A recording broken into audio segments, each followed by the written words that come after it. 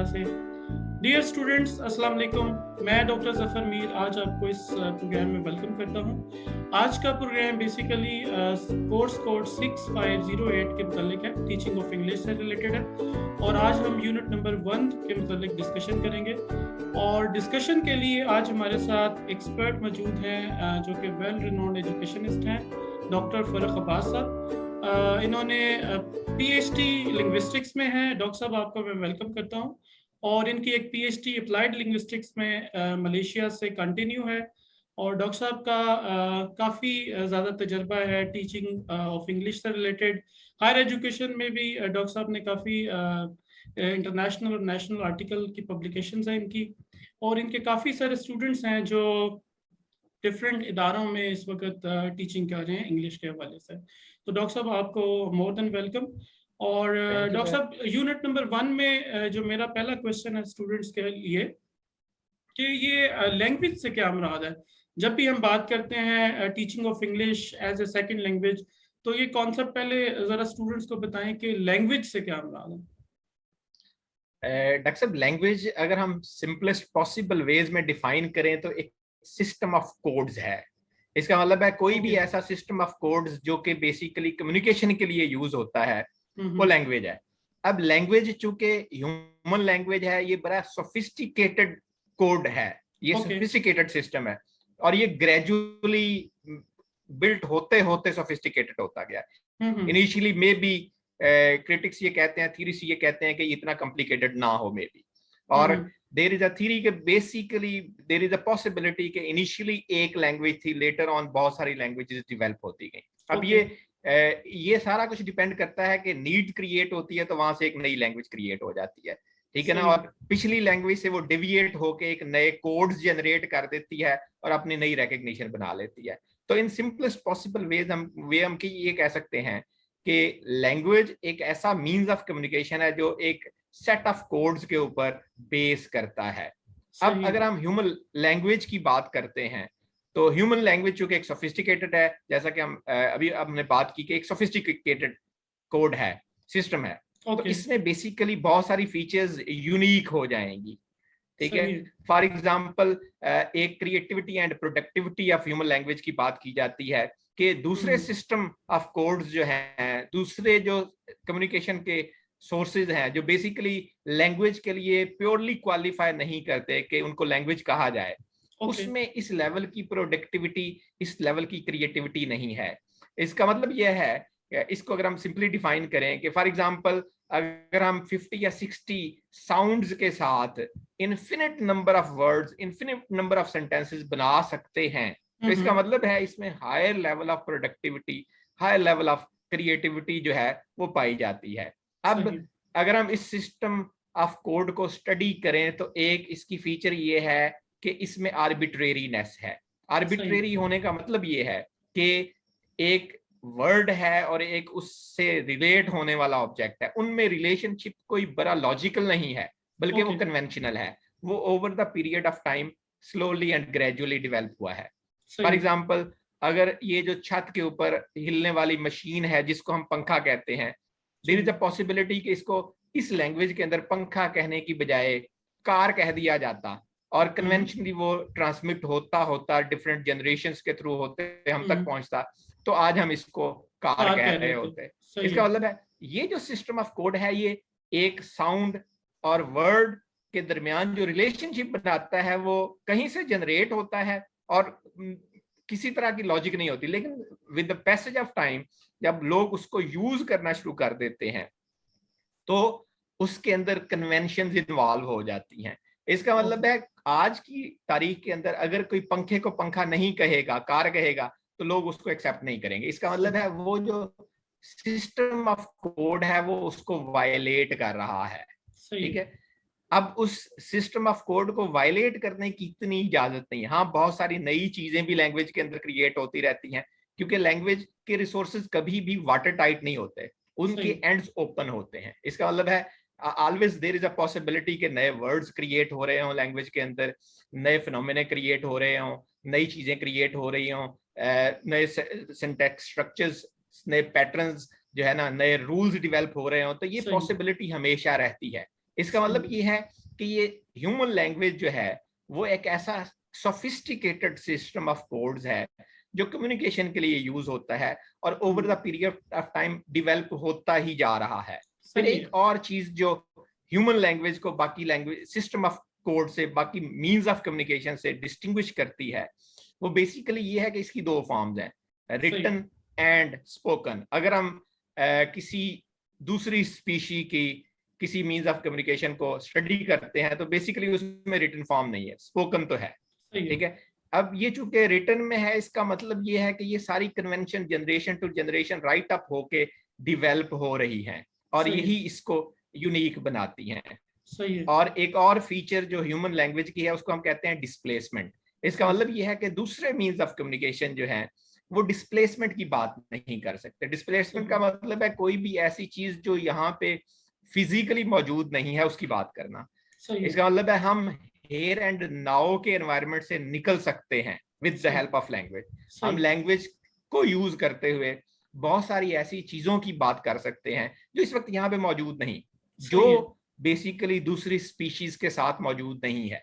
अब ये सारी चीजें जो है ये फीचर्स हैं ह्यूमन लैंग्वेज की और यही इसको दूसरे मीन्स ऑफ कम्युनिकेशन को जो लैंग्वेज नहीं कहलाते उनसे डिस्टिंग्विश करती है। सही। जी डॉक्टर साहब, आपने बड़ी तफसील के साथ बताया कि लैंग्वेज से क्या मुराद है और over the period of time कुछ चीज़ें, कुछ वर्ड्स, जैसे आपने पंखे की एग्जांपल दी कि अगर इसको कार कह देते तो over the period of time generation to generation जब वो इंफॉर्मेशन ट्रेवल करती जाती है तो फिर वो एक उसको कह लें कि वो लैंग्वेज का वर्ड बन जाता है और सारे लोग उसको उसी तरह एज्यूम करते हैं।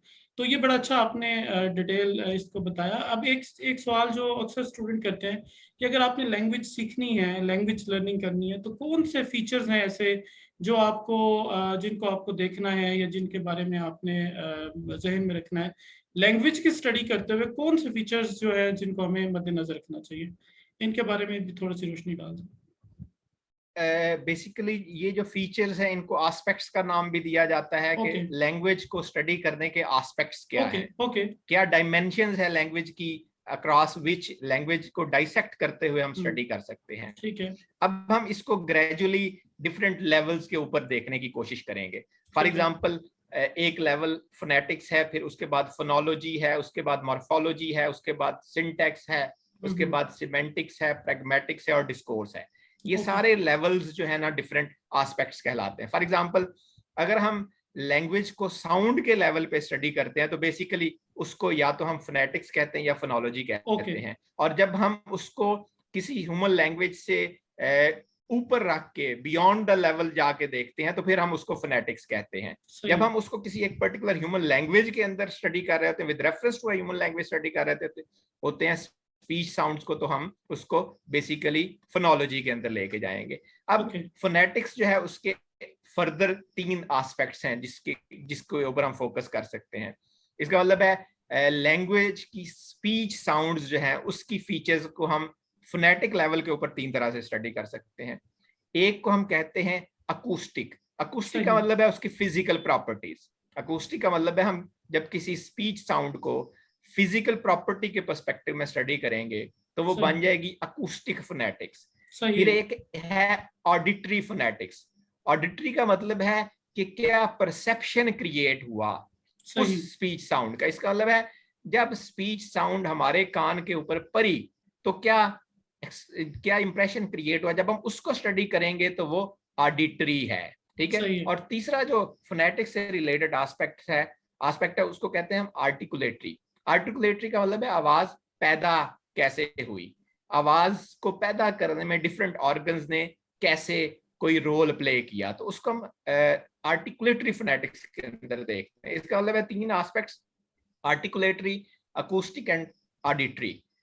इसको अगर हम सिंप्लीफाई करना चाहें तो इसका मतलब है जब आवाज क्रिएट होती है तो डिफरेंट ह्यूमन ऑर्गन्स जो उस आवाज को प्रोड्यूस करते हैं उन ऑर्गन्स को स्टडी करने के लिए जो लेवल होगा वो होगा आर्टिकुलेटरी। इसका मतलब आर्टिकुलेटर स्टडी करेंगे हम। इसका मतलब हम देखेंगे आवाज जुबान से निकली है, आवाज के अंदर लिप्स ने कोई रोल प्ले किया है प्रोडक्शन में, ठीक है ना, वोकल कैविटी के किस जगह पे आवाज प्रोड्यूस हुई है, ये सारा क्या है, ये आर्टिकुलेटरी फोनेटिक्स है। और फिर जब आवाज हमारे मुंह से निकल गई और हवा में हो गई, तो जब हम हवा में आवाज को स्टडी करेंगे तो फिर ये क्या है, हम उसकी फिजिकल प्रॉपर्टीज को देख रहे हैं। दैट मींस कि वो हम इवोक कर रहे हैं अकूस्टिक फोनेटिक्स को। और फिर जब आवाज किसी ने सुनी, इसका मतलब उसके कान पे पड़ी, ठीक है ना, तो तब क्या इंप्रेशन क्रिएट हुआ उसको हम स्टडी करेंगे। पहले होगी आर्टिकुलेटरी, फिर होगी अकूस्टिक, तीसरी होगी ऑडिटरी। इसका मतलब है जब आवाज कान पे पड़ी तो ऑडिटरी फोनेटिक्स के अंदर हमने स्टडी किया, ठीक है। और फिर विद रेफरेंस टू फोनोलॉजी, इसका मतलब किसी एक पर्टिकुलर ह्यूमन लैंग्वेज के पर्सपेक्टिव में जब हम स्पीच साउंड्स को एनालाइज करेंगे तो उसके दो एस्पेक्ट्स हैं, एक है सेगमेंटल और एक है सुपरा सेगमेंटल। सेगमेंटल फोनोलॉजी में हम बेसिकली साउंड के सेगमेंट को स्टडी करते हैं। इसका मतलब है किसी एक पर्टिकुलर साउंड को लेके उसकी डिफरेंट फीचर्स को, फॉर एग्जांपल एक साउंड है, उसकी हम फीचर्स को स्टडी करेंगे, ठीक है ना। तो ये क्या होगा, ये हम सेगमेंट्स उसके देख रहे हैं, ठीक है। जब हम इसको बियॉन्ड दैट लेवल लेके जाएंगे, उसके डिफरेंट सेगमेंट्स को मिला देंगे और वर्ड्स से बियॉन्ड यूनिट्स पे चले जाएंगे, तो फिर वो बन जाएगा सुपरा सेगमेंटल। इसका मतलब ये है कि आवाज की प्रोडक्शन के डिफरेंट अंदाज, ठीक है ना। फॉर एग्जाम्पल एक ही लफ्ज जो है उसको डिफरेंट तरीकों से बोला जा सकता है, और वो जब हम डिफरेंट अंदाज में बोलते हैं तो बेसिकली उसके मीनिंग भी चेंज हो जाते हैं, ठीक है। इसका मतलब है उसकी सुपरा सेगमेंटल फीचर्स चेंज हो गई।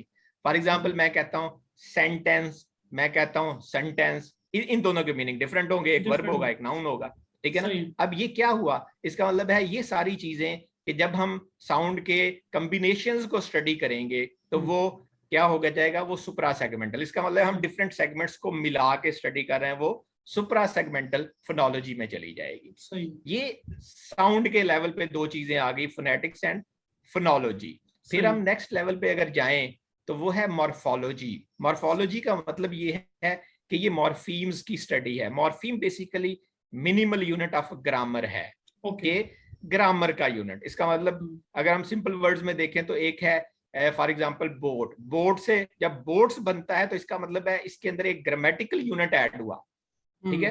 पहले एक ग्रामेटिकल यूनिट था, नाउन था, फिर जब एक और ग्रामेटिकल यूनिट हुआ तो ये नाउन प्लूरल बन गया। इसका मतलब है प्लूरलिटी एस्पेक्ट। जब हम ये चीजें स्टडी करते हैं तो बेसिकली ये मॉर्फोलॉजी है, क्योंकि ये ग्रामेटिकल यूनिट्स हैं कि एक सिंगुलर से प्लूरल कैसे बनेगा, ठीक है ना, या नाउन से वर्ब कैसे बनेगा।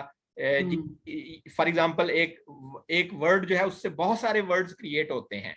फॉर एग्जांपल अगर हम इसी को देखें, पंक्चुअलिटी को, इसका मतलब है पंक्चुअल से पंक्चुअलिटी बना। अगर हम इनफ्लेक्शनल के वर्ड को देखें तो पहले इनफ्लेक्शनल, इनफ्लेक्शन, फिर इनफ्लेक्शनल, फिर इनफ्लेक्शनैलिटी फॉर एग्जांपल अगर हम बना देते हैं तो ये क्या है, इसका मतलब है एक वर्ड से एक से ज्यादा वर्ड्स क्रिएट हो रहे हैं by adding grammatical units to that particular word. तो जब हम इन ग्रामेटिकल यूनिट्स को स्टडी करते हैं तो ये हम मॉर्फोलॉजी की स्टडी के अंदर है। मॉर्फोलॉजी को स्टडी भी, जी सर, जी ठीक है, कंटिन्यू रखें, क्योंकि आप मॉर्फोलॉजी को भी अगेन दो पर्सपेक्टिव से स्टडी किया जाता है। एक है इनफ्लेक्शनल मॉर्फोलॉजी, एक है डेरिवेशनल मॉर्फोलॉजी। इनफ्लेक्शनल मॉर्फोलॉजी का मतलब ये है कि वर्ड क्लास चेंज नहीं होगी, वही रहेगी। इसका मतलब है अगर एक वर्ड नाउन है तो वो नाउन ही रहेगा, ठीक है। इसका मतलब है यहाँ पे हम क्या स्टडी कर सकते हैं, यहाँ हम प्लूरलिटी को देख सकते हैं। जब हम देखते हैं कि एक वर्ड के साथ एक ग्रामेटिकल यूनिट ऐड हुआ तो उसकी वर्ड क्लास चेंज हो गई। फॉर एग्जांपल वो एक नाउन से वर्ब बन गया, वो नाउन से एडजेक्टिव बन गया, वो वर्ब से एडजेक्टिव बन गया। तो ये सारा कुछ हम स्टडी करते हैं डेरिवेशनल मॉर्फोलॉजी के अंदर। मॉर्फोलॉजी के सॉरी टू कट यू, कि जो आपने बताया है एस्पेक्ट के, अगर आपने लैंग्वेज स्टडी करनी है तो ये डिफरेंट जो एस्पेक्ट आपने बताए, ये तीन आपने इनिशियली बताए और फिर उसके बाद डिटेल भी बताई, ये इतना कम्प्लेक्स फिनोमेना है जो आप बता रहे हैं। तो क्या स्टूडेंट्स को जब लैंग्वेज फिर वो जब सीखते हैं तो उनको फिर किस तरह के प्रॉब्लम्स फेस करने पड़ते हैं? क्योंकि जैसे आपने बताया ये तो बड़ा कम्प्लेक्स फिनोमेना लग रहा है अगर लैंग्वेज को आपने सीखना है। तो as a learner, as a language learner, उसको कौन कौन से मसाइल जो हैं वो दरपेश होते हैं और जब वो लैंग्वेज सीखता है, इस पे भी जरा रोशनी डालें। उसके जो प्रॉब्लम्स हैं वो कई तरह के हो सकते हैं, कई नेचर के हो सकते हैं। फॉर एग्जांपल कुछ उसके साइकोलॉजिकल फैक्टर्स या साइकोलॉजिकल प्रॉब्लम्स हो सकते हैं। फॉर एग्जांपल अगर हम इंग्लिश लैंग्वेज लर्निंग की बात करते हैं तो इसके रेफरेंस से बहुत सारी रिसर्च जो है वो फोकस करती है एंग्जाइटी के ऊपर, कि लर्नर्स को एंग्जाइटी होती है, दैट्स वाई वो परफॉर्म नहीं कर पाते, ऑल्दो कि उन्हें बहुत सारी चीजें पता होती हैं, लेकिन पब्लिक स्पीकिंग की एंग्जाइटी, लोग क्या कहेंगे अगर मैंने कुछ गलत रिस्पॉन्ड कर दिया तो मेरा उस्ताद क्या कहेगा, मेरे पियर्स क्या कहेंगे, अब ये सारी चीजें उसके माइंड के अंदर एंग्जाइटी क्रिएट कर रही होती हैं। और समटाइम्स एक और साइकोलॉजिकल फैक्टर जिसको बड़ा स्टडी किया जाता है, मोटिवेशन, कि वो कहते हैं कि जब एक बंदा ज्यादा मोटिवेटेड होता है ना तो ज्यादा तेजी से लैंग्वेज सीखता है, या जिस लैंग्वेज की मार्केट वैल्यू ज्यादा होती है, उसकी जॉब्स या उसके इंस्ट्रूमेंटल बेनिफिट्स अटैच होते हैं, वो ज्यादा जल्दी से सीख लेता है। इसका मतलब है साइकोलॉजिकल फैक्टर्स जो है ना वो एक एस्पेक्ट ऑफ प्रॉब्लम्स हैं, कि साइकोलॉजिकल प्रॉब्लम्स उसे हो सकती हैं। कुछ प्रॉब्लम्स जो है ना वो एनवायरनमेंट से रिलेट करती हैं। फॉर एग्जांपल इन्फीरियोरिटी हो सकती है लोगों को, या वही बात है कि कोई इंग्लिश बोलता है तो उसका डोमेस्टिक एनवायरनमेंट या उसका सोशल एनवायरनमेंट या उसके फ्रेंड्स उसके ऊपर ये कह देते हैं कि वड्डा तू अंग्रेज आया, that's a very common cliché, ठीक है ना। तो इसका मतलब है कि उसका एनवायरनमेंट भी बड़ा फ्रेंडली होना चाहिए, उसका एनवायरनमेंट उसको मोटिवेट करना चाहिए, उसके टीचर्स का बड़ा मेन रोल हो सकता है उसको मोटिवेट करने में, उसके एनवायरनमेंट का बड़ा मेन रोल हो सकता है। तो अगर एनवायरनमेंट अच्छा है तो उसे प्रॉब्लम्स नहीं फेस होंगी, अदरवाइज अगर उसका एनवायरनमेंट, लर्निंग एनवायरनमेंट अच्छा नहीं है तो फिर उसे डेफिनेटली बहुत सारी प्रॉब्लम्स जो है ना फेस करने को मिल सकती हैं। तो बहुत सारी लिंग्विस्टिक प्रॉब्लम्स भी हो सकती हैं। फॉर एग्जांपल अगर हम देखें तो हमारी इंग्लिश की अगर हम लैंग्वेज लर्निंग की बात करते हैं तो अभी तो सिस्टम थोड़ा सा चेंज हो रहा है, लेकिन पहले इंग्लिश को वर्ड्स के थ्रू पढ़ाया जाता था, जबकि बहुत सारी दुनिया के हिस्से हैं जहाँ पे लैंग्वेज लर्निंग बेसिकली फोनिक्स के थ्रू होती है, मतलब लैंग्वेज लर्निंग साउंड्स के थ्रू होती है। अगर हम natural process of language learning को देखें तो बच्चा सबसे पहले वर्ड क्रिएट नहीं करता, बल्कि बच्चा क्या प्रोड्यूस करता है, बच्चा एक साउंड प्रोड्यूस करता है, एक से दो साउंड, फिर वो साउंड्स को कंबाइन करना शुरू कर देता है। तो बेसिकली वो टीचिंग लर्निंग जो फोनिक्स के थ्रू होनी चाहिए थी वो वर्ड्स के थ्रू होगी, तो बेसिकली लर्निंग उस लेवल पे नहीं जा सकती लर्नर्स की। तो ये भी प्रॉब्लम्स होते हैं। फिर अगेन इसी से रिलेटेड एक और अगर हम देखते हैं तो टीचर्स उतने ज्यादा ट्रेंड नहीं है, टीचर्स खुद इंग्लिश बोलते हुए शायद फील करते हैं again for the same reason के लोग क्या कहेंगे अगर हमसे गलती हो गई तो, या उनकी उस लेवल की एबिलिटी नहीं होती, या उनको स्पोकन एक्सपोजर उस लेवल का नहीं मिला होता कि वो एक पर्टिकुलर एनवायरनमेंट के अंदर अपने स्टूडेंट्स को प्रॉपर तरीके से ट्रेन कर सकें। तो ये टीचर ट्रेनिंग की चूंकि कमी है, लिहाजा वो आर्टिकुलेट होती हुई ट्रिकल डाउन होती हुई स्टूडेंट्स तक पहुंचती है, लिहाजा ये भी प्रॉब्लम्स है। तो ये सारे प्रॉब्लम्स मिल के जो है ना वो अफेक्ट करते हैं लैंग्वेज लर्निंग को। सही। डॉक्टर साहब बहुत शुक्रिया, आपने बड़ी डिटेल में प्रॉब्लम्स शेयर किए। एक कॉन्सेप्ट है बाइलिंगुअलिज्म का, और ये अक्सर जब भी हम लैंग्वेज लर्निंग की बात करते हैं तो बाइलिंगुअलिज्म का भी जो है तज़किरा आता है। तो एक दो चीज़ें स्टूडेंट्स के लिए क्लियर कर दें कि बाइलिंगुअलिज्म से मुराद क्या है और इसका लैंग्वेज लर्निंग के साथ क्या रिलेशनशिप है। डॉक्टर साहब बाइलिंगुअलिज्म बेसिकली वो कहते हैं कि थ्योरिस्ट कहते हैं लैंग्वेज के कि बेसिकली कोई भी अब सोसाइटी ऐसी नहीं है जो किसी एक लैंग्वेज को यूज करती है। इसका मतलब है किसी भी ह्यूमन सोसाइटी को अगर हम देखते हैं तो वहां पे एक से ज्यादा लैंग्वेजेस यूज होती ही होती हैं, और जहां पे एक से ज्यादा लैंग्वेज यूज होती हैं उसको, उस फिनोमिना को हम कहते हैं बाइलिंगुअलिज्म। इसका मतलब ये है कि एक से ज्यादा लैंग्वेजेस का यूज। अब अगर हम इसको एजुकेशन के पर्सपेक्टिव में देखें तो एक बड़ी डिबेट रिसेंटली जो है वो स्टार्ट की गई है कि बेसिकली इंग्लिश सिखाते हुए बजाय इसके कि हम सिर्फ इंग्लिश को यूज करें, बल्कि बाइलिंगुअल एजुकेशन प्रोग्राम्स को इंट्रोड्यूस करने की जरूरत है, जहां पे बेसिकली लर्नर्स की अपनी लैंग्वेज भी हो ताकि वो बड़ा कंफर्टेबल फील करें, उनके वो कॉम्प्लेक्सिटीज, उनकी वो साइकोलॉजिकल प्रॉब्लम्स वो साइड पे हो जाएं, वो बड़ा कंफर्टेबल फील करें, उन्हें बड़ा एक कंड्यूसिव लर्निंग एनवायरनमेंट मिले, ठीक है ना। तो बाइलिंगुअल एजुकेशन प्रोग्राम्स इंट्रोड्यूस करवाए जा रहे हैं, ठीक है ना। और फिर इसके अंदर बाइलिंगुअलिज्म के अंदर बहुत सारी चीजें स्टडी की जाती हैं कि एक लैंग्वेज दूसरी लैंग्वेज को कैसे इफेक्ट करती है। तो लैंग्वेज की स्टडी के अंदर ये भी बड़ी मेन चीज है। फॉर एग्जांपल हमारी जो इंग्लिश पाकिस्तान में बोली जाती है वो बेसिकली हम तो ब्रिटिशर्स के पैटर्न को फॉलो करने की कोशिश करते हैं, लेकिन हम उनकी तरह इंग्लिश नहीं बोल सकते। क्यों? हमारा एक लिंग्विस्टिक एनवायरनमेंट है। फॉर एग्जांपल हम पंजाबी बोलते हैं, उर्दू बोलते हैं। जब हम इन लैंग्वेजेस को यूज करते हैं तो इन सारी लैंग्वेजेस का इफेक्ट अनकॉन्शियस लेवल के ऊपर हमारी इंग्लिश के ऊपर भी मुरतब हो रहा होता है। लिहाजा हमारी इंग्लिश एक पर्टिकुलर जो है ना कैटेगरी के अंदर फॉल करती है। ब्रिटिशर्स की तरह नहीं हो सकती, वो एक इंडिविजुअलाइज्ड फॉर्म ऑफ इंग्लिश है, जिसको हम अब जो है लैंग्वेज थ्योरिस्ट उसको पाकिस्तानी इंग्लिश भी कहने लग पड़े हैं कि ये एक पाकिस्तानी वैरायटी ऑफ इंग्लिश है, जिस तरह से बहुत सारी दुनिया के अंदर दूसरी वैरायटीज ऑफ इंग्लिश है। तो ये जिस तरह ऑस्ट्रेलियन इंग्लिश एक पूरी वैरायटी है, अमेरिकन इंग्लिश, ब्रिटिश इंग्लिश, इसी तरह से पाकिस्तान। अब ये क्या है, ये बेसिकली एक इंग्लिश की वैरायटी डिफरेंट क्यों होती है? क्योंकि वो जिस लिंग्विस्टिक एनवायरनमेंट में जाती है उस लिंग्विस्टिक एनवायरनमेंट से वो इफेक्ट लेती है, वो उन फीचर्स को कॉपी करती है और अपने अंदर जो है ना वो एब्जॉर्ब करके एक नई शेप ले लेती है। ठीक है ना? तो बाइलिंगुअलिज्म इन सारी फिनोमिना को स्टडी करता है। सही है। ओके डॉक्टर साहब, ये भी बड़ा आपने अच्छा पॉइंट जो है ना वो रेज किया। अब एक आखिर में मैं सवाल पूछना चाहता हूँ कि एज ए टीचर, जब आप टीचिंग करते हैं, स्पेशली इंग्लिश लैंग्वेज को टीच करते हैं, और जहाँ पे पाकिस्तान में स्पेशली अक्सर लोगों की वो नेटिव स्पीकर नहीं है, उनकी लैंग्वेज या तो उर्दू है या पंजाबी है या सराइकी है या सिंधी है या बलोची है, तो वो एज ए टीचर का क्या रोल है? टीचर क्या टेक्निक्स यूज करे या क्या करे क्लास के अंदर जिससे इंग्लिश लैंग्वेज सीखने में आसानी हो, और स्टूडेंट के एंड पे क्या हो कि वो कौन सी एक्टिविटीज कर सकता है with in the classroom, outside the classroom, कि वो इंग्लिश लैंग्वेज का अच्छा लर्नर बन जाए? तो कुछ इस हवाले से बता दो। डॉक्टर साहब, अगर हम टीचर के रोल को देखते हैं तो अगर हम पाकिस्तान के लैंग्वेज लर्निंग टीचिंग सिनेरियो को दुनिया के डिफरेंट हिस्सों के लैंग्वेज लर्निंग सिनेरियो के साथ कंपैरिजन करते हैं ना, तो बेसिकली हम उसी पुराने ग्रामर टीचिंग मेथड के ऊपर जो है ना अभी तक फोकस्ड किए हुए हैं, जहाँ पे बेसिकली ग्रामर पढ़ाई जाती है। हमारा एग्जाम मोस्टली वही बात है रिटर्न चुके होता है, लिहाजा ग्रामर की इंपॉर्टेंस बहुत ज्यादा है, जबकि दूसरी सारी चीजों की इंपॉर्टेंस नहीं है।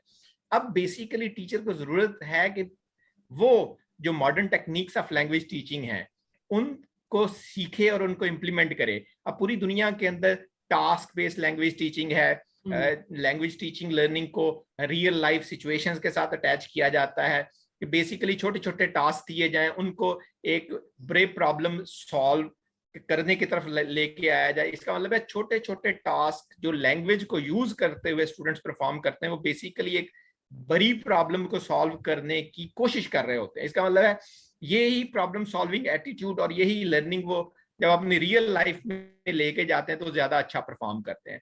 तो टीचर्स को तो ये जरूरत है कि वो जो लेटेस्ट टेक्निक्स हैं उसको जो है ना वो सीखने की कोशिश करें और अपने मटेरियल को अपडेट रखें। अब एक बुक जो बेसिकली ब्रिटेन में लिखी गई, अगर हम उसको एज इट इज यूज करेंगे तो ये स्टूडेंट्स के साथ ज्यादती होगी। इसका मतलब है मटेरियल को कस्टमाइज करने की जरूरत है, क्योंकि आप अपने लर्नर्स को बेहतर जानते हैं। आपका लर्नर नेटिव स्पीकर नहीं है, इसका मतलब है कोई ऐसी बुक जो नेटिव एनवायरनमेंट के लिए लिखी गई है आपके लिए सूटेबल नहीं, आप उसको अगर यूज भी करते हैं तो कस्टमाइज करें। और फिर आप हर क्लास का एक अपना एटीट्यूड होता है, हर क्लास का एक अपना लेवल होता है और फिर मिक्सबिलिटी क्लासेस हैं।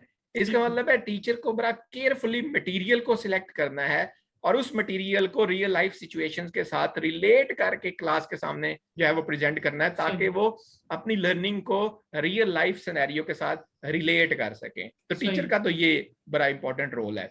जहां तक स्टूडेंट की बात है तो स्टूडेंट को अपने साइकोलॉजिकल फैक्टर्स को कंट्रोल करने की जरूरत है। इसका मतलब वो जो एंजाइटी फील करते हैं, अब बहुत सारे लर्नर्स इनिशियली एंजाइटी फील करते हैं, फिर वो जब ओवरकम करते हैं तो बड़ा अच्छा परफॉर्म कर रहे होते हैं। जब टीचर उनको इनकरेज करता है या कोई मोटिवेटिंग चीज उनको मिल जाती है, तो इसका मतलब है उन्हें ये नहीं सोचना कि बेसिकली अगर वो कुछ गलत बोलेंगे तो लोग क्या कहेंगे, बल्कि एक बार वो गलत बोलेंगे, दो बार बोलेंगे, अल्टीमेटली अगर वो उस लैंग्वेज को प्रैक्टिस करते रहेंगे तो वो उसकी मास्टरी ऑब्टेन करने में कामयाब हो जाएंगे, एक्सपर्ट बन जाएंगे। तो practice makes the man perfect, तो उन्हें प्रैक्टिस की जरूरत है। जी डॉक्टर साहब। तो बहुत शुक्रिया डॉक्टर साहब, आपने बड़ी डिटेल के साथ लैंग्वेज लर्निंग के हवाले से उसके सारे एस्पेक्ट्स कवर किए। मैं आपको बहुत शुक्रगुजार हूँ कि आपने हमारे स्टूडेंट्स के लिए वक्त निकाला, और हम आपको दोबारा भी सहमत देंगे कि आप अगर वक्त निकाल पाएँ तो हमारे स्टूडेंट्स का कुछ भला हो और उनको जी लैंग्वेज डॉक्टर साहब, लर्निंग बहुत के बहुत हवाले शुक्रिया से। आपका, आपने इनवाइट किया। आप जब कहेंगे हम हाजिर हैं, क्योंकि ये basically knowledge sharing, being teacher बिल्कुल, हमारा मेन जो है ना वो जॉब का हिस्सा है, तो ये नॉलेज शेयरिंग होनी चाहिए, ये बहुत जरूरी है। जी डॉक्टर साहब। बहुत शुक्रिया डॉक्टर साहब। आखिर में मैं तमाम स्टूडेंट्स को ये कहूँगा और आप सबके लिए दुआ कहूँगा कि अल्लाह ताला आप सबको तौफीक दे कि आप दूसरे लोगों के लिए आसानियाँ पैदा करें। इसके साथ ही इस प्रोग्राम का मैं इख्तिताम करता हूँ। अगर कोई क्वेश्चन या कमेंट हो तो वो आप वीडियो के डिस्क्रिप्शन बॉक्स में पेस्ट करें। ओके, अल्लाह हाफिज़। शुक्रिया, अस्सलाम वालेकुम।